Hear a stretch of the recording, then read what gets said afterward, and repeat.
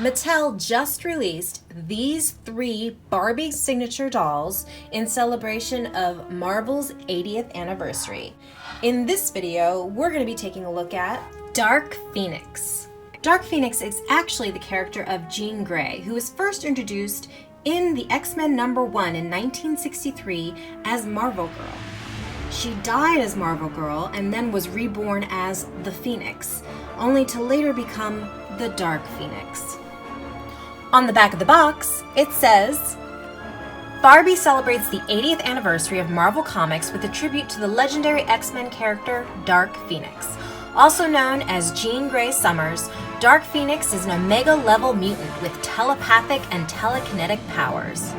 This beloved character, who has faced numerous deaths and rebirths, wrestles with her personal demons. Dark Phoenix Barbie doll is as fierce as the character she emulates.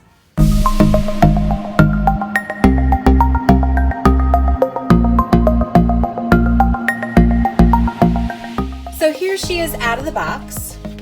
She comes with this certificate of authenticity. Again, this is a Barbie signature gold label, and they made a run of 20,000. Just like the other 2 dolls in the line, she comes with a doll stand that braces at the thigh. If you're not familiar with the Dark Phoenix saga, this was a seminal storyline in X-Men history.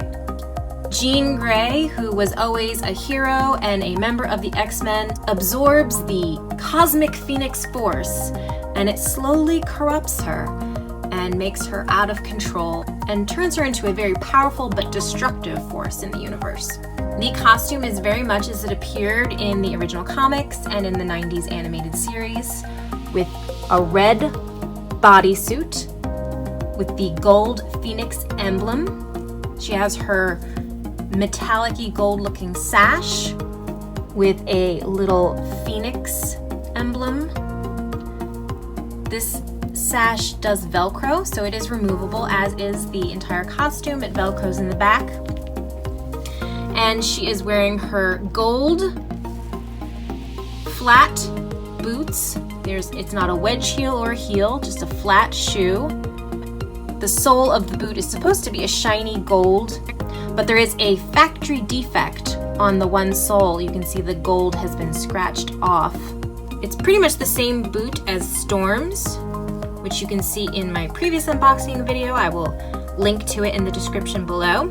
She is also wearing what are supposed to be gold gloves, but similar to Mystique, it is a gold kind of armband, and then her hands are painted gold. She has the same hand mold as Storm, which, unlike Mystique, whose hands look like they're supposed to be gripping something, her hands are just out, her fingers extended. Her costume, I understand why they do this, because they don't want it to make it too bulky under the layers of the boot and the gloves, but you can see right here, pull down on the glove, her costume actually ends here, and it is a kind of a raw edge. I mean, I don't think it's gonna fray because of the type of material it is, but it is really kind of like a short sleeve bodysuit, and then the legs end there. I'm sure they were trying to eliminate bulk that fabric can add when you have a kind of faux leather doll size boot going over a legging. And of course it is completely hidden by the other components of her costume. So it doesn't bother me that much. I do feel like the Phoenix gold emblem is a little off center or lopsided. I keep feeling the need to shift it. It just seems like it's not perfectly straight, but it's kind of barely noticeable, so that doesn't quite bother me either. So all in all, I'm happy with the look of her outfit. Her face mold, I believe, is the same as Mystique's. I feel like they look the same. What do you think? They look pretty similar to me. She's got her brown arching eyebrows, the glow of her yellow eyes. She's got a nude lip, and I love her hair color. It's a mix of reds and auburns. It's kind of a slight curliness to it in the back. It's pretty soft. It doesn't feel like it has a ton of product, and considering it's been stuck in a box, really looks pretty good. I did see a couple of comments like, why didn't they do a rogue? Or, I mean, obviously there's so many fantastic female characters in the Marvel Universe and in X-Men in particular, and why did they pick these 3? I do like the 3 that they picked. They are very strong female characters who have had a long run in the comics.